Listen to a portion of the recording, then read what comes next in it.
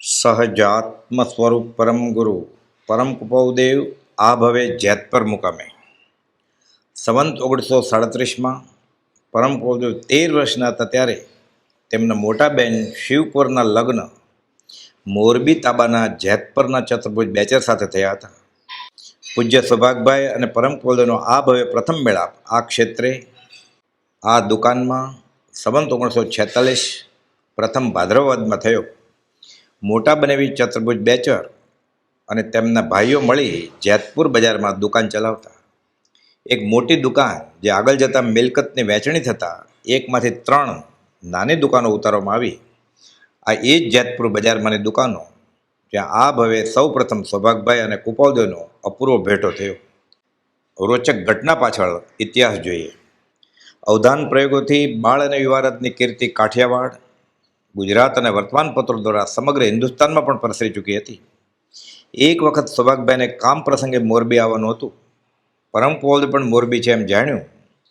સૌભાગભાઈએ પિતા લલ્લુભાઈને પૂછી કુપવદેવને બીજ જ્ઞાન બતાવવા આવી પહોંચ્યો છે.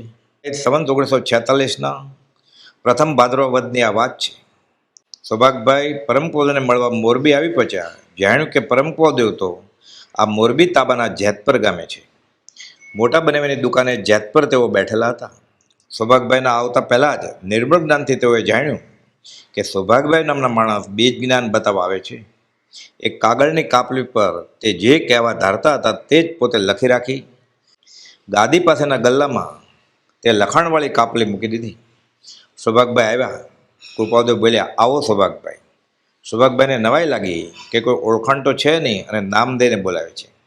તેઓ કંઈ પૂછે તે પહેલાં જ કુપવદેવ બોલ્યા, આ ગલ્લામાં એક કાપલી મૂકી છે, તે કાઢીને વાંચો. સૌભાગભાઈએ કાપલી કાઢીને વાંચી. જે વાત કરવા અહીં સુધી તેઓ આવેલ હતા તે જ બાબતનું લખાણ જોયું. હજુ વિશેષ પરીક્ષા કરવા મનોમન ધારી પરીક્ષા દાખલ પ્રશ્ન કર્યો કે સાયલામાં મારા ઘરના બારી બારણા કઈ દિશામાં છે. સાચો જવાબ મળ્યો. ઉંમરમાં 44 વર્ષ મોટા એવા સૌભાગભાઈ આ 22 વર્ષના યુવારાજને 3 સાષ્ટાંગ દંડવત નમસ્કાર કરે છે. પરમ કુપવદેવની ઉંમર 22 વર્ષ અને સૌભાગભાઈની 66 વર્ષ. આવો ઇન્દ્રપતિ ગૌતમ, ભગવાન મહાવીર બોલ્યા. તે યાદ કરાવે તેવો આ બીજા મહાવીર સામેનો પ્રસંગ. સૌભાગભાઈ પ્રશ્નો પૂછે, કુપવદેવ જવાબ આપે. સૌભાગ પૃચ્છા. ગૌતમ ગંડર પ્રશ્નો પૂછે, ભગવાન મહાવીર જવાબ આપે. ગૌતમ પૃચ્છા. પહેલા મહાવીર અને બીજા મહાવીર. આ પૂર્વ ઘટનાનું મોખરાનું નિમિત્ત કારણ શ્રી સૌભાગભાઈ હતા અને એટલે જ તો શ્રી સૌભાગ મુમુક્ષુએ વિસ્મરણ કરવા યોગ્ય નથી. અહીં આ દુકાનથી નજીક મોટા બનેવી અને તેના ભાઈઓના ઘર પણ આવેલા છે, જ્યાં યુવારાજ એક કરતાં વધુ વખત આવેલ છે. વચનામૃત 27 જેમાં આશુપ્રજ્ઞ રાજચંદ્ર હૃદય ત્યાગી એમ હસ્તાક્ષર કરતાં પોતાની દશા લખી જણાવી. તે પત્ર જેમાં હું બીજો મહાવીર છું એમ મને આત્મિક શક્તિ વડે જણાવ્યું છે એ મુજબ અને પોતે સર્વજ્ઞ સ્થિતિમાં છે, વૈરાગ્યમાં ઝીલે છે તે મુજબ ઉલ્લેખ કરેલ તે પત્ર ભાઈ ચતુર્ભુજ પાસે ફરી મંગાવી અમુક સ્થળે અંડરલાઇન કરી એ પત્ર સાચવીને મૂકવા જણાવેલ એમ ચતુર્ભુજ બેચર પરિચય નોંધમાં જણાવે છે. સંવંત 1943ના ભાદરવા મહિનામાં આર્થિક હેતુએ કુપવદેવ મુંબઈ જતા અગાઉ પોતાના બનેવી ચતુર્ભુજ બેચરને ઘેર અહીં આ ક્ષેત્રે આવ્યા. તે સમયે આ જેતપર ગામમાં શંકર પંચોળી નામના જ્યોતિષને કુપવદેવની કુંડળી બતાવીને પૂછ્યું કે મુંબઈમાં આર્થિક લાભ સાંપડશે કે નહીં. જ્યોતિષે અમુક મુદતમાં અર્થલાભ થશે એમ કહ્યું. તે પ્રમાણે અમુક થયું અને અમુક થયું નહીં. તેથી કુપવદેવને જ્યોતિષ સંપૂર્ણપણે જાણી લેવાની ઈચ્છા થઈ અને થોડા જ વખતમાં નષ્ટ વિદ્યા સુધીનું જ્યોતિષ જ્ઞાન જાણી લીધું. મુંબઈ જતાં પહેલાં સંવંત 1944ના આસો માસમાં જેતપર ગયા ત્યારે નષ્ટ વિદ્યાનો અખતરો પણ કરી બતાવ્યો. આ ઉપરથી પંચોળી શંકર સોમનાથને આ શક્તિ અદ્ભુત લાગી. તે પોતાને શીખવવા કહ્યું ત્યારે કુપવદેવે ખુલાસો કર્યો કે આ વિદ્યા શીખવાડાય તેમ નથી. આના અભ્યાસની કાંઈ નિશાળો હોતી નથી. ત્યારબાદ પુરુષ ક્યાં હાથથી પાઘડી બાંધે છે તે તેના માથાની આકૃતિ જોઈને કઈ બતાવવાનો પ્રયોગ પણ કર્યો હતો. પોતે આ દુકાનની અંદર બેઠા બેઠા સામે બહારથી માણસને ઉગાડી માથે ઊભો રાખવામાં આવે તેઓ જે વલટી પાઘડી બાંધતા હોય તે કઈ બતાવતા હતા. પરીક્ષા દાખલ કોઈ ખોટું કહે તો પણ પકડી પાડતા. જાત્મ સ્વરૂપ પરમ ગુરુ સજાત્મ સ્વરૂપ પરમ ગુરુ. કુપવદેવ એ સમયમાં મોટા બનેવી ચતુર્ભુજ બેચરને ઘરે આવતા અવારનવાર. મોટી બેનને પરણાવ્યા હતા, પણ એ લોકોનો સંબંધ કુપવદેવનો એ જે ચતુર્ભુજ બેચર છે ને હનુમાનજીના ભક્ત હતા. એણે વાંચેલું કે હનુમાનજી જેવી ભક્તિ કરીએ તો હનુમાનને મોક્ષ મળે તો મને કેમ ન મળે. એટલે કૃપાળુદેવને કહ્યું ચતુર્ભુજ બેચરે કે મને હનુમાનજી ઉપર પદ રચી દો, મારે ભક્તિ કરવી છે. એટલે કૃપાળુદેવ રચી દીધું તરત જ. એ છે આપણે આગળ આખું પદ અવસરે લેશું. પછી કૃપાળુદેવ કે જે સર્વત્ર છૂટી ગયો હોય કર્મથી એની ભક્તિ કરો તો તમે સર્વત્ર છૂટી જાઓ. એમ કરીને સાથે અરિયન ભગવાનની સ્તુતિ કરી દીધી. એ વચનામૃતમાં છે અરિયન હિતકારી, છત્ર પ્રબંધ ને એવું બધું. એટલે આ બધી વાત છે. પછી કૃપાળુદેવ આ 3 દુકાન છે ને, 3 દુકાન ત્યારે સળંગ હતી મોટી. એ જમાનામાં તો જગ્યાનું એટલું બધું ન હોય અને સંયુક્ત કુટુંબ હતું. એટલે કૃપાળુદેવ આ 3 ગાળામાંથી કોઈ પણ ગાળામાં એ ગાદી હોય ને ત્યાં બેસતા હોય. એટલે જ્યારે પહેલી વાર સૌભાગભાઈ આવ્યા બોધબીજ લઈને સાયલાથી દેવા માટે, ત્યારે કૃપાળુદેવ અહીંયા બેઠા હતા. હવે આ દુકાન છે, આ દુકાન છે ને આ દુકાન છે. એટલે ત્યારે સળંગ હતું. પછી કાળક્રમે કાકા દાદા બધા ભાઈઓ છૂટા થાય એટલે 3 ભાગ કરી નાખ્યા. એમાં એક દુકાન અત્યારે દેરાસરને એક દુકાન ભાડે આપી એટલે એનું ભાડું આવે એટલે મેન્ટેનન્સમાં ચાલે, ફાયદા થાય. પણ ટૂંકમાં આ ગાળામાં કૃપાળુદેવ બેસતા હતા. અને સૌભાગભાઈ અહીંયાથી આવ્યા હોય એટલે કૃપાળુદેવ કહ્યું, આવો સૌભાગભાઈ, આવો ઇન્દ્રભૂતિ ગૌતમ, તમે આ ગલ્લો ખોલો, તમને આત્મા છે કે નહીં શંકા છે, ગલ્લો ખોલો. આ છે, હા, હું શું દેવા આવ્યો છું. બોધબીજ દેવા આવેલા ને સંકેત લઈને ગયા એ આ જગ્યા. પછી આ વાત થઈ એટલે તરત જ સૌભાગભાઈ 44 વર્ષ મોટા ને કૃપાળુદેવ 22 વર્ષના, સૌભાગભાઈ 66 વર્ષના, સાષ્ટાંગ દંડો નમસ્કાર કરે છે. એટલે શાંત થઈ ગયા. કૃપાળુદેવ શાંત સમાધિસ્થ થઈ ગયા. અને શાસ્ત્રમાં એવી વાત છે કે જ્યારે બોધ ગુરુગમ લઈ આવે કોઈ, એટલે એ અપેક્ષાએ શાસ્ત્રીય દ્રષ્ટિએ સૌભાગભાઈ ગુરુગમ લઈને આવેલા, પણ કૃપાળુદેવ તો મહાવીર સ્વામી પાસે લઈને જ આવેલા. એટલે ત્યારે આવો જ્યારે પ્રસંગ બને ત્યારે કારણકારીનો સંબંધ હોય અને જ્ઞાની પણ આવા નિમિત્તોને ઉપકારી ગણે છે. એટલે કૃપાળુદેવ કહે ને, શ્રી સૌભાગ, તારા સત્સમાગમના અનુગ્રહથી અમને આત્માનું અનુસંધાન થયું. તે અર્થે શ્રી સૌભાગને નમસ્કાર. એટલે સૌભાગભાઈ લાવ્યા એટલે કૃપાળુદેવને સમાધિમાં ગયા. સૌભાગભાઈ સમાધિમાં ગયા, 3 નમસ્કાર કર્યા. એ સત્સંગના બળને લીધે બંનેના પુણ્ય સાથે જાગૃત થાય અને એના બળમાં જ્ઞાનીને પોતાનો પૂર્વભવ યાદ આવે અને કૃપાળુદેવને પોતાને આત્માનો અનુભવ હતો એ બધું યાદ આવ્યું. અને પછી શું થયું એ પેપર ઉપર નથી, પણ શાસ્ત્રમાં આવી વાત છે કે મોટા જ્ઞાનીને નાના જ્ઞાની અથવા મોટા જ્ઞાનીને માર્ગાનુસારી મળે ત્યારે મોટા જ્ઞાનીનો અહોભાવ જે કહેવાનું છે વધારે ખીલે. એટલે સૌભાગભાઈના નિમિત્તથી કૃપાળુદેવને આત્માનું અનુસંધાન વધ્યું. એટલે ઠેક સુધી કૃપાળુદેવે સૌભાગને નમસ્કાર કર્યા છે. આપણને એમ થાય ને કે સૌભાગભાઈ પાસે ઘણા બધા હજી એમ માને છે અને બફમમાં જાય, ભ્રાંતિમાં જાય છે. વચનામૃતમાં ખુલાસા છે જ બધા કે સૌભાગભાઈએ કૃપાળુદેવને જ્ઞાન આપ્યું. આ ખોટી વાત છે. પણ સૌભાગભાઈ જ્ઞાન આપવા ગયેલા, પણ પછી ખબર પડી કે હું આપવા આવ્યો છે બધું તો આની આગળ છે, ઉપરાંત બીજું કે મને આપવા જેવું છે આની આગળ. અને પછી બોધબીજ આપવા આવેલા, એને બદલે સંકેત લઈને ગયા, વ્યવહાર સંકેત લઈને ગયા. અને પણ આવું નિમિત્ત બને જ્યારે જ્ઞાનીને, કેમ ઇન્દ્રભૂતિ ગૌતમ ઝઘડો કરવા આવેલા, પણ મહાવીર સ્વામીને તો આનંદ જ આવ્યો કે મને કોઈ ચેલો મળતો નથી, પાર્શ્વનાથ પરંપરાથી ચાલે છે એમાંથી અને અત્યારે છે બધા એમાંથી, તો આ યજ્ઞ કરતો બ્રાહ્મણ મારો ચેલો થશે. અને કર્યો. અને પટશીશ અને ભગવાન મહાવીરનો માર્ગ ફેલાવવામાં ગૌતમ ગંડર જ. ભગવાન કંઈ પેન લઈને લખે નહીં ક્યારે, એ બોલે ઉદય પ્રયોગે, એ ઝીલી લે ગણધર બધું. ગૌતમ ગંડર ઝીલી લીધું, સૌભાગભાઈ બધું ઝીલી લીધું. આ પહેલાં મહાવીર બોલ્યા, આ બીજા મહાવીર બોલ્યા, એ ગૌતમ પૃચ્છા, સૌભાગ પૃચ્છા. એટલે કૃપાળુદેવને અનુસંધાન થયું. એટલે છેક સુધી કૃપાળુદેવે એને નમસ્કાર તો કેવા છોરું રાયચંદના દંડવત નમસ્કાર કે તમારો ઉપકાર. જો પરમાત્માએ આ કાળમાં કોઈના ઉપર પ્રસન્ન થવું હોય તો તમે પહેલા નંબરના શિષ્ય છો. સૌભાગભાઈને કેમ, પોતે જ પરમાત્મા છે, પોતે પ્રસન્ન થયા એના ઉપર. કે જે માવિત્ર જેવો અમે રોજી બાજુના કુટુંબ માટે જે પૈસા મોકલે તમને મોકલીએ, પણ તમારે કલ્યાણ જોઈએ છે તમને નહીં મોકલીએ પૈસો, તમને આત્મા આપશું, રવજી બાપાને મની ઓર્ડર આપશું. પત્ર લખેલા છે બધા. એટલે ઘણાને આમાં બફમ થાય છે કે આ કોણ કોને જ્ઞાન આપ્યું. એટલે આપવા ગયેલા બોધબીજ, કૃપાળુદેવ કે છે જે લખીને મૂક્યું કૃપાળુદેવ ગલ્લામાં કે ખોલો, તો કાં તો હું દેવા આવ્યો એ જ છે. અને પછી જે થયું એનો કૃપાળુદેવ ઉલ્લેખ નથી કર્યો, પણ સમાધિસ્થ થઈ ગયા. એટલે તે શાસ્ત્રમાં એવું વર્ણન છે બધા જૂના પુરાણ શાસ્ત્રોમાં કે આવું થાય ત્યારે એ ગુરુ ગમ કહેવાય. એટલે જ્યારે ગુરુ કહે ને હું શરીર નથી, હું આત્મા છું, તમને ખબર છે, મને ખબર, બધાને ખબર, પણ કોઈને અનુભવ નથી. પણ અત્યારે આત્મજ્ઞાની જેને આત્માનો અનુભવ થયો એ પાછા ફરીવાર મને કે તું શરીરની આત્મા છું, ત્યારે મને આત્માનો અનુભવ થાય. શાસ્ત્ર એમ કહે છે આ ગુરુગમ કહેવાય.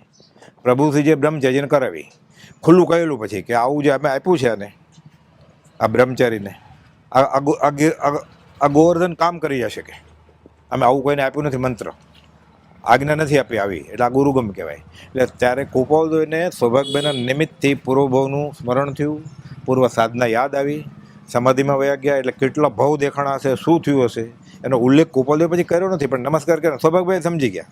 ત્યારથી છેક સુધી એકંદરે 568 દિવસનો રૂબરૂમાં સમાગમ ચાલ્યો.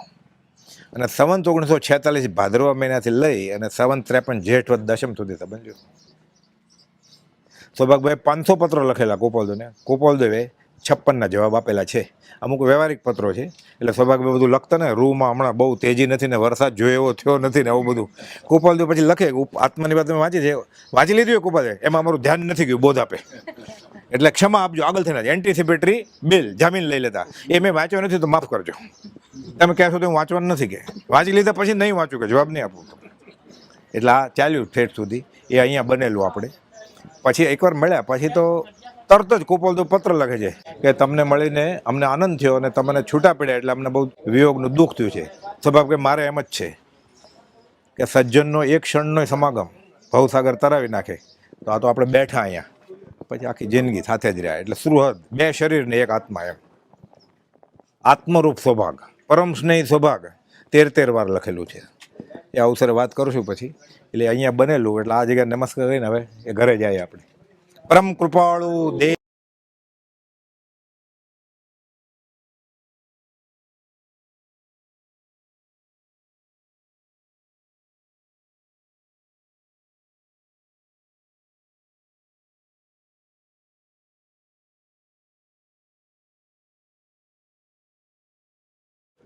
અચ્છા, એમ જ પડ્યું ખંડેર,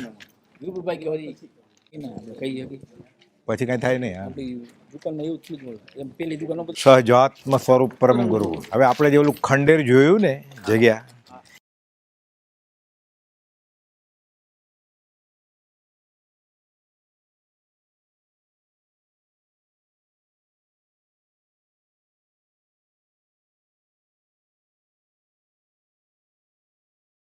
એ પણ ચતુર્ભુજ બેચરની, આ પણ ચતુર્ભુજ બેચરનું બધું. પછી એ 3 ભાઈઓ હતા. એમાં કૃપાળુદેવના જે શિવકુરબેન નામના બેન હતા, એમના પતિ આ ચતુર્ભુજ બેચર. એટલે કૃપાળુદેવ એ સકપણે આવતા. હવે જે બીજા જે 2 ભાઈઓ હતા એને ખાસ કૃપાળુદેવ પ્રત્યે એ રીતે ધાર્મિક દ્રષ્ટિએ અવભાવ નહીં. અને આપણે વિચારીએ કે આપણે બનેવીનો ભાઈ હોય કે એની સાથે કંઈ ખાસ લેવાનું હોય નહીં ને.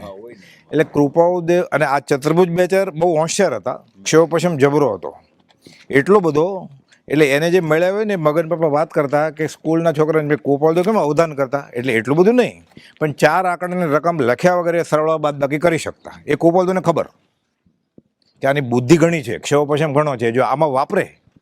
એટલે કૃપાળુદેવને એને મુખ્ય શિષ્ય કરવાતા. એટલે કૃપાળુદેવે લખ્યું કે મને આત્મશક્તિ જણાવ્યું છે કે હું આવીર છું અને મારે પ્રભાવ કરવો છે જૈન ધર્મની પ્રભાવના, એમાં તમે મારા શિષ્યોમાં અગ્રેસરતા ભોગવશો. વચનામૃત 27માં લખ્યું છે કે મારા ઘણા બધા શિષ્યો છે, હમણાં 101 જેટલા ભેગા કરી લીધા છે. જુઓ તો ખરા સૃષ્ટિને કેવા રૂપમાં મૂકીએ, એમાં તમે મારા શિષ્યોમાં અગ્રેસરતા ભોગવશો.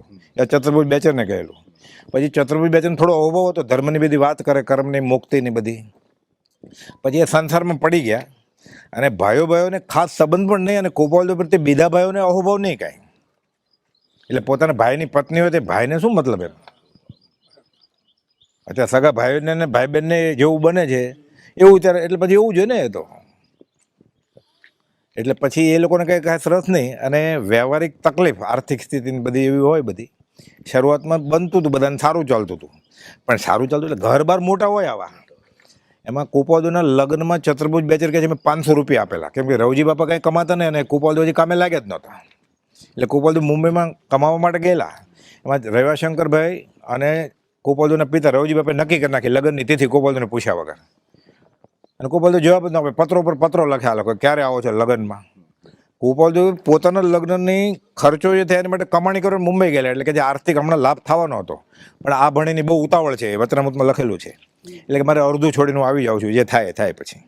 મુખ્ય તમારો એમાં પત્ર નહોતા લખતા ને, એટલે 10-15 પત્રનો જવાબ આપ્યા જ નહીં કૃપાળુદેવે. એટલે બધાને ફિકર, રેવાશંકરભાઈને અને કૃપાળુદેવના સાસરાને પોપટલાલ જગજીવનને, કે આ બાવા થઈ જાય છે તો અમારી દીકરીનું શું થશે.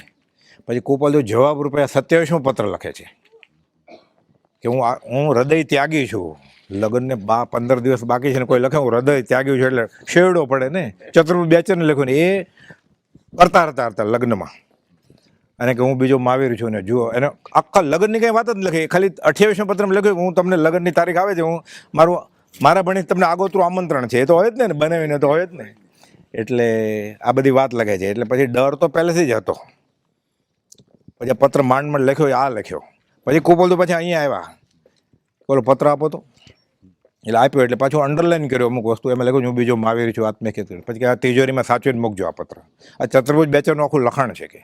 પછી એમાં લખ્યું છે મેં 500 રૂપિયા આપેલા, પણ એ મારી આગળ નહોતા, એને એના ભાઈ આગળ માગ્યા. એટલે ભાઈ કે તારે શું તો કે આ આપવા છે, તો એને કંઈ રસ જ ન હોય ને. પછી તોય ગમે એમ કરીને આપ્યા કે. અને એમાં રવજી બાપા ખોબે એ જમાનામાં રિવાજ હતો, જે જાનઈ આવે ને એને સોપારી આપવાની આપણી પહોંચ પ્રમાણે. એટલે બે આપો તોય ચાલે, શુકર નહીં, બધાને ખોબો ભરીને આપે. એટલે કૃપાલદેવે કહ્યું કે કાકા કહેતા કૃપાલદેવને પિતાને, કાકા આવું નહીં કરતા, આપણી હેસિયત પ્રમાણે કરીએ. એટલે કાકા રીસાઈ ગયા કે તો કાંઈ હું કરીશ જ નહીં કે. લગ્નને દિવસે રીસાઈ જાય એટલે કેવું થાય બધું. આવું બધું પૂર્ણ જ્ઞાનીને આવું બધું સંસારે બરાબર હેરાન કર્યા છે. એમને વૈરાગ નથી આવ્યો કે આ રેતીમાંથી તેલ નીકળે નહીં. આપણે જે તેલ કાઢવું છે એટલે થોડા દુઃખી થશું હજી, પછી જ્યારે તેલ નહીં કાઢવું હોય ત્યારે શાશ્વત સુખ મળશે આપણને. એટલે એ હવે જગ્યા સંયુક્ત હતી ત્યારે આવડું મોટું ઘર હતું. આ જે આપણે વિપુલભાઈ આપણે ફોન કર્યો ને, આ ઘરને આપણા દિવાલ આ તોડીએ તો ઓલું આવે હમણાં ખંડેર, એ બધું એક જ માલિક. પછી માતા પિતા ગુજરી જાય ને પછી વેચણી કેમ થાય, એટલે બધા ભાગ પડે. એમ દુકાન મોટી હતી, એમાંથી 3 ભાગ કર્યા, 3 અહીંયા ભાગ કરી નાખ્યા. એટલે એક ભાઈની પ્રોપર્ટી આપણે જે ચાવીને બધું મળ્યું છે એના હાથમાં કેટલું છે, બીજું ઓલાના હાથમાં છે. એટલે ટૂંકમાં અહીંયા કૃપાલદેવ રહેલા છે આ જગ્યામાં. અને ઓલી દુકાનમાં સૌભાગભાઈનું મિલન થઈ રહ્યું છે. મૂળ વાત એ. હા બોલો, તમે કે પૂછતા બોલતા હતા. હા એટલે હા, એટલે ચતુર્ભુજ બેચરે એમ કહેલું કે મને હવે કંટાળો આવી ગયો છે, એટલે જાણે હું સ્મશાનનો વૈરાગ આવે ને કે હું બધું છોડીને વયો જાઉં એમ. એટલે કૃપાલદેવ કંટાળોનું કારણ આપણા પોતાના કર્મ જ છે, સામેવાળાનું નહીં. એટલે આપણે એમ કે ને હવે બહુ થાકી ગયા છીએ આનાથી, બહુ ત્રાસ આપે છે. અને તારે દોષે બંધન છે, આ સંતની પહેલી શિખામણ છે. એટલે કે આપણે ઘણું ખરું ને અમારો અભિપ્રાય એમ છે કૃપાલદેવ કે આ કંટાળાનું કારણ પોતે જ છે, સામેવાળા જ નહીં.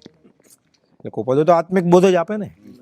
અને પછી ખબર પડી કૃપાલદેવને કે આ કાંઈ ધર્મના પ્રભાવ માટે કામ આવે એવા નથી.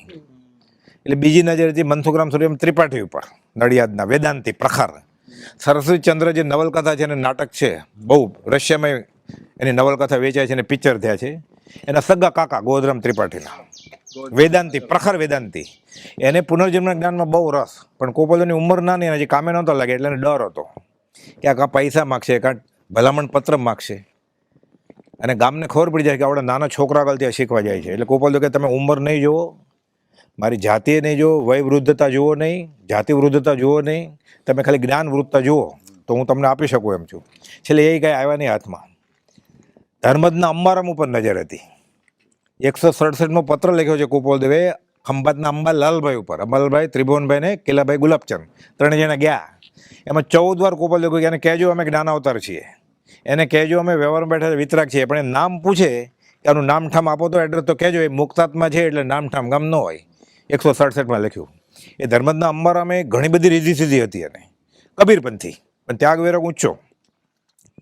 એટલે અને કૃપાલદેવ રૂબરૂ પણ મળ્યા છે એને. અને પૂર્વજન્મમાં કૃપાલદેવ સાથે એણે આરાધના કરેલી, એ કૃપાલદેવે લખ્યું છે એમાં કે એને કહેજો કે એને કોઈ પ્રત્યે રાગદ્વેષ નથી, પણ તમારા પ્રત્યે પૂર્વના સ્નેહને કારણે વધારે આ મોકલ્યું છે બધું. પછી એ દોરા ધાગામાં પડી ગયા, એટલે રીધી સીધી ભ્રષ્ટ થઈ ગયા. અને છેલ્લે વધ્યા વૃદ્ધમાંથી યુવાન બનો, આ વાર્તાના અગ્રેસર બનો. મગનભાઈ કહેતા ડોહાએ ઝંડો ઝાલ્યો કે સૌભાગભાઈ, અને આ પ્રભાવનામાં કામ આવ્યા. અને જે મહાવીરનો મૂળ માર્ગ ગૌતમ ગણધરે મૂક્યો, એવી રીતે આ વચનામૃત આ સૌભાગભાઈની કૃપાથી આપણને આત્મસિદ્ધિના 250 પત્ર બધું મળ્યું બધું. એટલે શ્રી સૌભાગ મુમુક્ષે વિસ્મરણ કરવા ગયું નથી. પણ પછી મોટા બનાવીને કૃપાલદેવ ખબર પડી ગઈ કે આ કાંઈ આવશે નહીં. હવે મહેનત કરી પૂરી, પછી કૃપાલદેવ પત્ર જ નથી લખતા. એટલે ચતુર્ભુજ પત્ર કે તમને ખોટું લાગ્યું છે, રીસાઈ ગયા છો. એટલે કૃપાલદેવ જવાબ આપ્યો છે 202માં પત્રમાં કે સંસારી સંબંધ અનંતવાર થયા છે, શાળાઓને બનાવી પહેલાં હતા આપણે, હમણાં થયા. તું મારી બેનને પરણેલો, હું તારી બેનને પરણેલો, બધું ઘણી વાર થઈ ગયું છે. એટલે જે મિથ્યા છે એ વાટે પ્રીતિ વધારવાનો રસ નથી, એટલે અમે પત્ર નથી લખતા. તમારી સાથે દ્વેષભાવ નથી, પણ દોસ્તી નથી કરવી. તમે ધર્મમાં કામ ન આવો તો અમારું શું કામ છે? એટલે પછી દોસ્તી છોડી દે છે એની. એટલે એને એમ કે ખોટું લાગ્યું, ખોટું શું, બધું ખોટું જ છે તો એમાં ખોટામાં ખોટું, બીજું શું. પણ કે મિથ્યા જે વાટે અમારે પ્રીતિ વધારે નથી એટલે પત્ર નથી લખતા તમને, 200-200 સાવ નાનો પત્ર લખ્યો છે, પણ એમાં ખુલ્લું લખ્યું છે આ બધું. એટલે પછી ખાસ પછી તોય વ્યવહારિક રીતે બનેવી થયા એટલે એમ કુપાવદેવની અસ્વસ્થતા હતી શારીરિક, ત્યારે પછી મળતા. અને આ ઈચ્છે છે જે જોગીજન ને બધું એ પાછું ચતુર્ભુજ બેચરે લખેલું કે ઉપાડો, એટલે ક્ષયો પછી એમ જબરો, એટલે બધું લખ્યું વ્યવસ્થિત. ઈચ્છે છે જો કુપાવદેવ એને લખવા આપે એટલે એમ બધું કરેલું છે. પણ પરમાત્મા કુપાવદેવની જેવી ઈચ્છા હતી કે કામમાં આવે ને પ્રભાવનામાં, એ કંઈ કામ આવ્યા નહીં એવી રીતે. પણ અહીંયા રહેલા છે એ વાત, એટલે અહીંયા કુપાવદેવ તો રોકાણા છે, અહીંયા સત્સંગ સમાગમે કરેલો છે. એ ચતુર્ભુજ બેચરની દીકરી એટલે કુપાવદેવના બેનની દીકરી, એને સાવ નાની દાદરો ચડતી ત્યારે કુપાવદેવ એને પકડીને કે લે એમ કરીને બોલ લખીને આપ્યા છે. બધા અઘરા બોલ છે બહુ, આત્માના, બીજા માટે આપ્યા પણ એને આપેલા કે લે હવે એ જીવ કેવો હોય, એ બધા બોલો છે. એટલે એવું બધું થયું છે, પ્રસંગો એવા બન્યા છે જ્યોતિષના, પછી આત્મિક જ્ઞાનના, બોધના બધા. પણ બેનને ઘરે આવ્યો અને ભાઈ બહેનની કાંઈ વાત કરી હોય એવી કે શાળા બનાવીની વાત હોય એવું કાંઈ છે નહીં, કાંઈ બિલકુલ નથી કાંઈ. એને તો જન્મ લઈ જવા હતા તો બેનનું શું થાય પછી? બેનના કર્મ નક્કી કરે ને, ભાઈ નક્કી કરે બેનનું, ભાઈ નક્કી કરે, ભાઈ અંબોમાં છે ને. તો રાખડી ન બાંધે તો બેન રક્ષા કર્મ કરે કે બેન કરે રાખડી રક્ષણ? તો જેને બેન નહીં બધા મરી જાય ને જન્મીને તરત જ. તો પછી એટલે વ્યવહારિક વાત બેનને ઘરે રહેતા હતા પણ એણે કંઈ એ વાત કરી જ નથી કંઈ. બનેવી સાથે પણ કુપાવદેવ ના પડી કે આ સંબંધમાં અમારે રસ નથી કંઈ, શાળા બનેવીમાં. અને ત્યાંથી મારા છોકરાએ બધું થઈ ગયું હતું એટલે હવે બેનને ભાઈ એ બેનને બનેવી એક થઈ ગયા હોય ને હવે તો બધા એ થાય જ ને સંસારમાં પછી તો. એટલે આ છે વાત અહીંયા. પરમ કૃપાળુ દેવ કી જય. શ્રી સૌભાગ મુમુક્ષુએ વિસ્મરણ કરવા યોગ્ય નથી કે નહીં. મોરબીનો પ્રસંગ છે અહીંયા, જેતપુરમાં જ બનેલો. હા એ પ્રસંગ બનેલા છે અહીંયા. હા તો અહીંયા ઊભો પકડી, હજી તો ઘણો ટાઈમ છે આપણે. એમાં કુપાવદેવને આટલું બધું જ્ઞાન હતું ને એટલે એ પાઘડી બાંધે ને આમ કે ઘણા આમ બાંધે, તો ડાબેથી શરૂ કરે કે જમણેથી શરૂ કરે. તો કુપાવદેવ જોવે એ કહી દે કે તું ડાબેથી કે જમણેથી બાંધો છે એમ. એટલે 25 જણા એક પછી આવ્યા. મેં એક ભાઈને તો હું પરીક્ષા કરું, એ ભાઈનું નામે છે, એટલે એને આગળથી શીખવાડ્યું કે તને પૂછે ને ત્યારે તારે કહેવાનું એ જમણેથી બાંધે છે એમ કે તારે એમ કે હું ડાબેથી બાંધું છું, ને એ ડાબેથી બાંધવાનું કે તારે કહેવાનું જમણેથી બાંધું છું. એટલે આ ગંભીર થઈને આવ્યા અને શીખવાડ્યું હતું.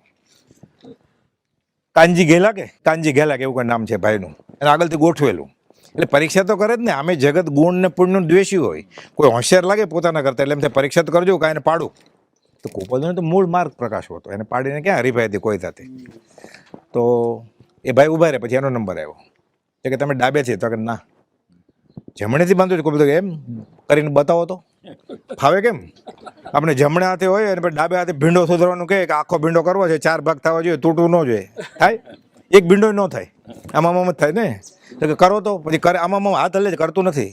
પછી કુપાવદેવને ખબર પડી ગઈ કે તમને ઓલા ભાઈએ કહ્યું છે એમ કરીને જ્ઞાનમાં કહી દઉં, તમને ઓલા ભાઈએ શીખવાડ્યું એટલે કરો છો કહો છો. ઓલો તો ચડાવેલો હતો પટેલ, એને કંઈ મતલબ નહોતો.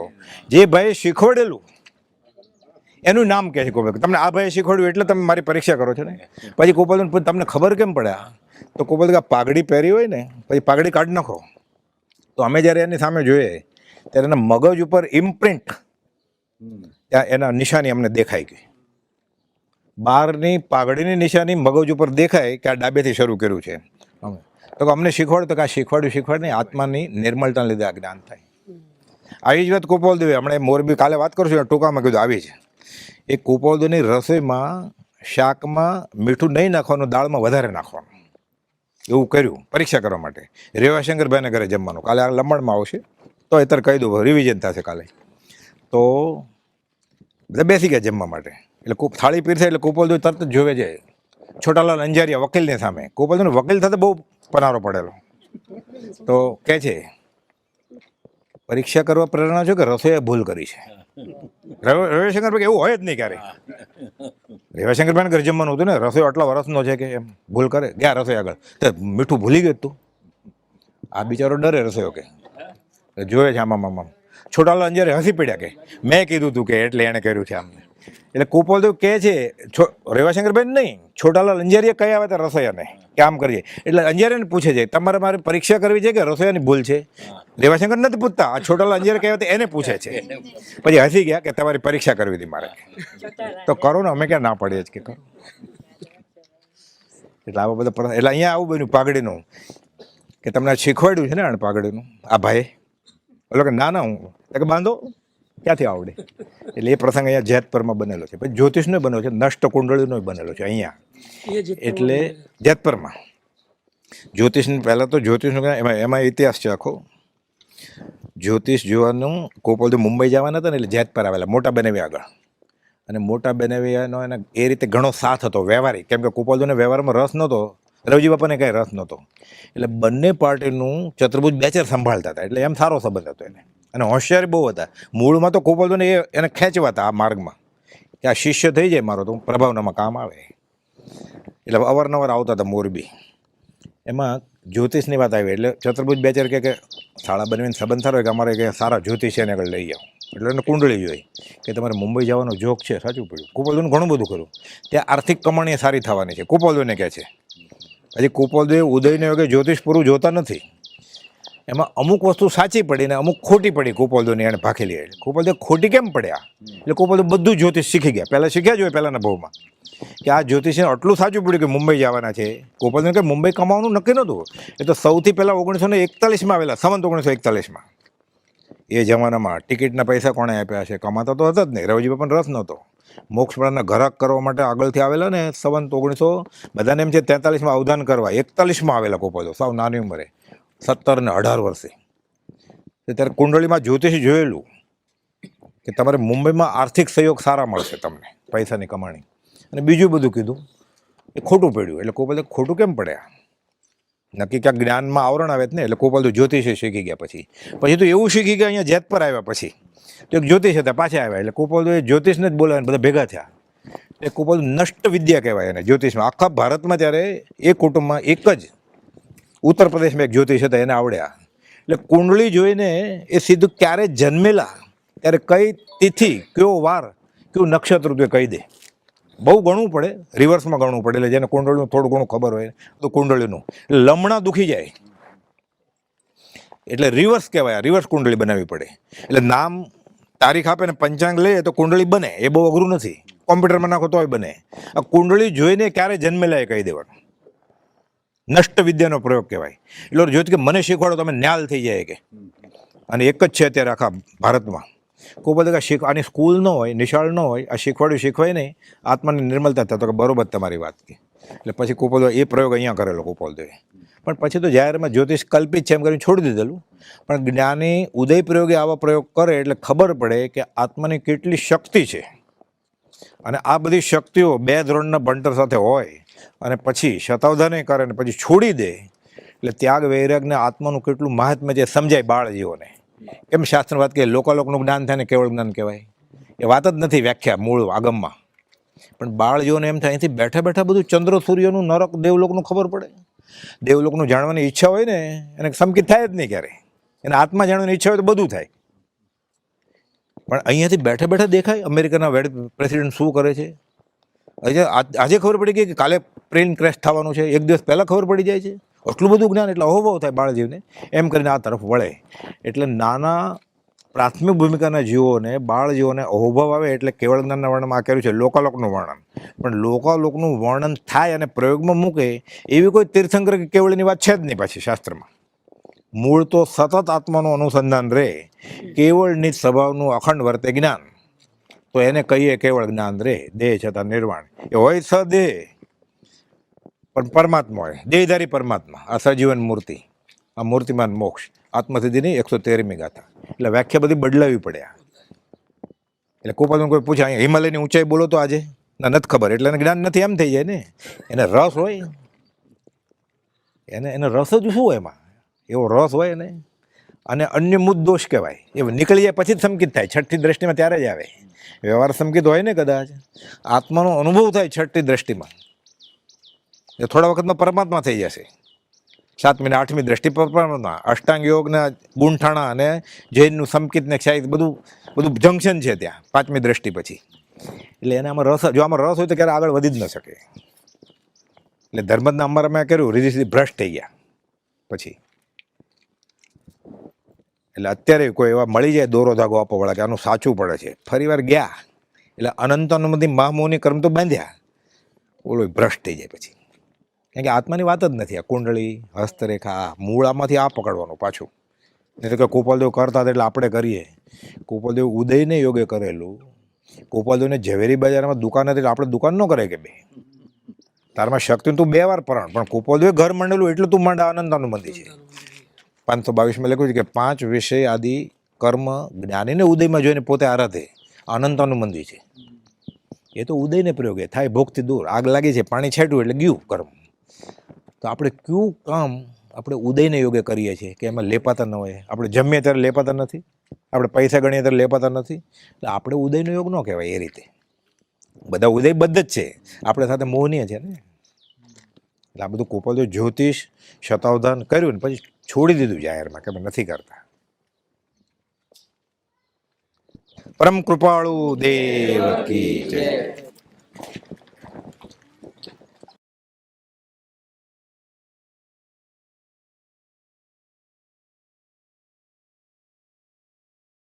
બીજી એક રોમાંચક બોધદાયક ઘટના આ ક્ષેત્રે અત્યારે જ્યાં ખંડેર જાણતું આ મકાન ત્યાં બનવા પામેલ પરમ પૂજ્યના મોટા બનેવી ચતુર્ભુજ બેચરના પુત્રી દિવાળીબેન ગામ ધાનેરા સાસરે રહેતા તે 70 વર્ષની ઉંમરે બાળપણમાં પોતાની 6 વર્ષની ઉંમરે બનેલ પ્રસંગ વાગોલતા જણાવે છે.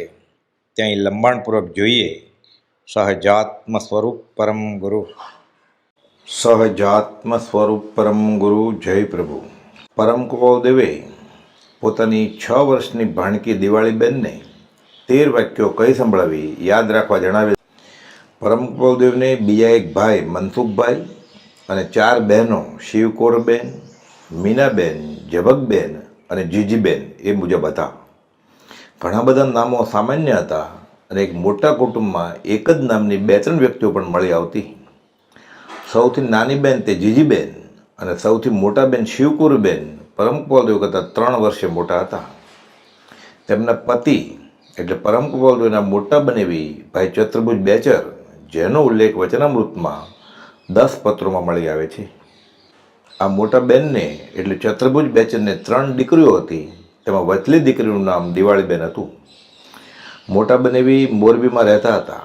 એક વખત પરમ કૃપાળુદેવ મોટા બનેવીને ત્યાં મોરબી પધાર્યા અને ઘરની મેળીએ બિરાજ્યા હતા. દિવાળીબેન પોતાની 70 વર્ષની ઉંમરે પણ એક પ્રસંગ જે બનેલ તે યથાવત યાદ કરતા કહેતા કે મારી ઉંમર એ વખતે 6 વર્ષની હતી ત્યારની આ વાત છે. કોઈનો તાર આવ્યો, એ વખતમાં તાર આવે એટલે કાં તો કોઈનો દેહ વિલય થઈ ગયો હોય અને કાં તો કોઈ મોટી ઉપાધિ આવી પડી હોય. દિવાળીબેન કહે છે કે મારી માએ એટલે પરમ પૂજ્યના મોટી બેન શિવકુરબેને કહ્યું કે જા ઉપરથી જલ્દી મામાને બોલાવી લાવ. પરમ કૃપાળુદેવ ઉપર ઘણા ભાઈઓ સાથે બેઠા હતા. લોકો આ પુરુષ અલૌકિક શક્તિના ધારક છે એમ એ વખતે પણ જાણતા થયા હતા. આમ પણ મુંબઈની પેઢીએ દેશ પરદેશના પેરિસ ને રંગૂન, બર્મા વગેરેના પત્રો આવતા તે પરમ કૃપાળુદેવ જોઈ જતા અને યથોયોગ્ય જવાબ વાળવા મુનિમને જણાવતા.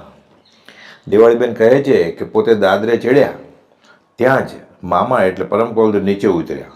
આવા પ્રસંગો પણ ઘણીવાર બનેલ છે કે પરમ કૃપાળુદેવ કોઈના કયા વગર સામેવાળાની મનની વાત જાણી પ્રસંગોપાત તે પ્રમાણે ઘટતું કરવા પગલાં માંડતા અને આગંતુકને સામે જે પૂછતા એ સમસ્યા હલ કરી નાખતા. આ 6 વર્ષની ભાણકી દિવાળીબેનનો હાથ પકડી તેને ઊભી રાખી અને 13 વાક્યો કહે છે અને 3 વખત તેને તે વાક્યો ફરી ફરી દોહરાવે છે અને દિવાળીબેન પાસે બોલાવડાવે છે. જે બધા વાક્યો આત્મલક્ષી જ હતા. પરમ કૃપાળુદેવને વ્યવહારે પણ પરમાર્થ આડે અવકાશ નથી, આત્મા ભૂલાતો નથી. આ બધા વાક્યો સત્સંગ સંજીવનીની છેલ્લી આવૃત્તિ એટલે 4થી આવૃત્તિમાં પાના નંબર 221 ઉપર છપાયેલા છે. તેમાંનું પહેલું વાક્ય, હે જીવ તું કોણ છું? અમૂલ્ય તત્વ વિચારમાં પરમ કૃપાળુદેવે આપણને પણ પ્રશ્ન પૂછ્યો છે કે હું કોણ છું, ક્યાંથી થયો, શું સ્વરૂપ છે મારું ખરું? આચરણ સૂત્રોનું પણ વાક્ય છે કે જે જીવ આ નથી જાણતો તે મિથ્યા દ્રષ્ટિ છે. જવાબમાં હું આત્મા છું. બીજું વાક્ય, શા માટે ભમે છે? ભવભ્રમણનું મૂળ કારણ કયું? ભ્રાંતિ અને તેને લઈને રાગ દ્વેષ કર્યા કરે છે. જન્મ જરા અને મૃત્યુ મુખ્ય દુઃખના હેતુ, કારણ તેના 2 કયા? રાગ દ્વેષ અણહેતુ. ત્રીજું વાક્ય તારી પાસે જ છે. આત્મા ક્યાં છે? મેરા મેરી પાસ. આત્મા મંદિરમાં, તીર્થમાં, ડુંગરની ટોચે કે સરોવરના પેટાળમાં નહીં. આત્મા પોતા પાસે જ છે. પોતે જ આત્મા છે. મેળામાં ભૂલો પડ્યો અને પોતે પોતાને ભૂલી ગયો અને ભમે છે. આપ આપકો ભૂલ ગયા, ઇનસે ક્યાં અંધેર. ચોથું વાક્ય ઈચ્છા રહિત થા. દુઃખનું મૂળ કારણ ઈચ્છા છે. ઈચ્છા કાયા, ઈચ્છા માયા, ઈચ્છા સે જગ પાયા. કહત કબીરા જો ઈચ્છા વિવર્જિત, તાકા પાર ન પાયા. કબીરા તાકા પાર ન પાયા. પરમ કૃપાળુ કહે છે, હે જીવ ક્યાં ઈચ્છત આવે, એ ઈચ્છા દુઃખ મૂલ. જબ ઈચ્છા કા નાશ તબ મીટે અનાદિ ભૂલ. પાંચમું વાક્ય આકૃતિમાં ભાન ન ભૂલ. જીવ બહાર જુએ છે અને ભૂલે છે, પણ બ્રહ્મ સત્ય, જગત મિથ્યા એ ઉપદેશબોધ આત્મસાત થાય તો દેખત ભૂલી ટળે. અભેદ દશા આવ્યા વિના જે પ્રાણીયા જગતની રચના જોવા ઈચ્છે છે તે બંધાય છે, એ વચનામૃત 214 પરમ કૃપાળુએ બોધ્યું છે. છઠ્ઠું વાક્ય અંતદ્રષ્ટિ ખોલ. જીવ પોતા સિવાય બધે દ્રષ્ટિ કરે છે, પણ નિજ ઘર ભૂલી ગયો છે. ઉપજે મોહ વિકલ્પથી સમસ્ત આ સંસાર, અંતર્મુખ અવલોકતા વિલય થતા નહીં વાર. સાતમું વાક્ય સત્સંગમાં રહે. સર્વકાળમાં દુર્લભ એવો સત્સંગ તે જીવને અસંગ થવામાં બળવાન સાધન છે. જ્ઞાન અપેક્ષાએ સમકક્ષ એવા કેવળી ભગવાન, જેને હવે કાંઈ લેવાનું કરવાનું નથી, તે પણ સમોસણમાં જઈ બેસે છે. બીજે ક્યાં બેસે? વચનામૃત 213 કૃપાળુદેવે મોક્ષ કરતા સત્પુરુષના ચરણ સમીપનો વાસ વધુ પ્રિય ગણ્યો છે. પરમ સત્સંગનું આ મહાત્મ્ય છે. આઠમો બોલ દેહ દ્રષ્ટિ મૂકી દે. હું દેહ નહીં પણ આત્મા છું, આ ન સમજાયું, તેથી ભવ્યજનોના હિતને અર્થે દ્વાદશાંગી રચવી પડી. પરમ કૃપાળુદેવે આત્મસિદ્ધિની 115 અને 116મી ગાથામાં કહ્યું છે તે મુજબ, છૂટે દેહાધ્યાસ તો નહીં કરતા તું કર્મ, નહીં ભોગતા તું તેનો, તે જ ધર્મનો મર્મ, અને તે જ ધર્મથી મોક્ષ છે, તું છો મોક્ષ સ્વરૂપ. આ દેહ દ્રષ્ટિ મૂકે તો જીવ છૂટે. નવમું વાક્ય આત્મ સ્વરૂપ જો. જોતા ઝેર છે, પણ જીવને નયનનો યમ નથી. સ્વધામપણની દ્રષ્ટિ કરે તો સંસારનો વિલય થઈ જાય. 10મું વાક્ય અહમ મમને માર. હું અને મારું, તેનાથી સંસાર ઉપજ્યો અને તું અને તારું આમ થયું. હે પ્રભુ, તું હી એકમાત્ર તું હી, અને આ બધું જ તારું. તો જીવનો ભ્રમ ટળે અને જીવ બ્રહ્મરૂપ થઈ જાય. વચનામૃત 529 પરમ કૃપાળુએ સૌભાગ્યને લખ્યું છે કે ભગવતનું સંભાળશે, પણ જ્યારે જીવ પોતાપણું મૂકશે ત્યારે. આ અહમભાવ અને મમભાવ, મમત્વ ભાવ અનાદિ સ્વપ્ન દિશાને લઈને ઉત્પન્ન થયો છે. તે સ્વપ્ન જાય અને જીવ જાગ્રત થાય તો તેનાથી રહિત પોતાનું સ્વરૂપ છે એમ સમજાય, સમ્યક દર્શનને પ્રાપ્ત થાય, સ્વસ્વભાવરૂપ મોક્ષને પામે. આ દેહ આદિ પરદ્રવ્યો વિશે સ્વપણું માન્યું તે જ સંસાર છે. નરક આદિ ગતિનો હેતુ તે જ છે. દેહ અને દેહના વિકાર પણ તે જ છે, અને તે છૂટ્યું. તેમાં સર્વે વ્રત, યમ, નિયમ, યાત્રા, જપ, ભક્તિ, શાસ્ત્રગાન વગેરે આવી ગયું. અહમભાવ મમભાવની નિવૃત્તિ થઈ ત્યાં સહજ મોક્ષ છે એમ પરમ કૃપાળુએ વચનામૃત 537 બોધ્યું છે. 11મો બોલ જ્યાં લઘુતા ત્યાં પ્રભુતા. લઘુતા હાંસલ થાય, સત્પુરુષ પાસે પોતે કંઈ જ જાણતો નથી એ ભાવ આવે, તેને સત્પુરુષમાં પરમેશ્વર બુદ્ધિ આવે, અને બધી પરમાર્થિક સિદ્ધિ સત્પુરુષની તેને હાંસલ થાય. હું કંઈ જાણતો નથી એ ભાવ સાથે જ્ઞાનીનું ચરણ સેવન જ્ઞાનનું કારણ છે. શ્રી લલુજી મહારાજ, લઘુરાજ મહારાજ પ્રભુ બની ગયા. લઘુતામાં પ્રભુતા વસે. 12મો બોલ કોઈને નિરાશ ન કર. પોતા થકી સામાવાળાને દુર્ધ્યાન ન ઉપજે, કશાય ન જન્મે તેવું વર્તન કરવા જ્ઞાની બોધે છે. સર્વાત્મમાં સમદ્રષ્ટિ દ્યો. આ વચનને હૃદયે લખો. 13મો બોલ અભેદ સ્વરૂપ અખંડ પ્રવાહ. જગત પ્રવર્તનશીલ છે, બધું નાશવંત છે. શુદ્ધાત્મ પદ હાંસલ થયું કે તે આત્માનંદ અખંડ પ્રવાહ રૂપે રહેશે. તેલની ધાર મુજબ એક ધારું આવ્યા 12 પ્રકારે શરૂઆત થઈ સ આદિ, હવે અનંતકાળ સુધી એમ જ રહેશે. સાદી અનંત સમાધિ સુખમાં, હવે અપુનરાવૃત્તિ આવ્યા 12 સુખમાં, અને તે અનંતકાળ રહેશે. આ 13 બોલો આમાંનો કોઈ એક બોલ પરિણમે તો જીવને આત્મજ્ઞાન હાંસલ થાય એમ છે. 6 વર્ષની ભાણકીને આ 13 વ્યક્તિઓમાં પરમ કૃપાળુએ સકળ શાસ્ત્રનો સાર અને તત્વનું તત્વ પ્રકાશ્યું, સહજ જ પ્રકાશ્યું. આત્મા આત્મા આત્મા આત્મભાવનું સાતત્ય જળવાઈ રહે છે. વચનામૃત 736માં કહ્યું તે મુજબ રાગ દ્વેષના બળવાન નિમિત્તો પ્રાપ્ત થયે પણ જેનો આત્મભાવ કિંચિત માત્ર પણ ક્ષોભ પામતો નથી, તે જ્ઞાનીના જ્ઞાનનો વિચાર કરતાં પણ મહાન ધીરજરા થાય એમાં સંશય નથી. સહજાત્મ સ્વરૂપ પરમ ગુરુ.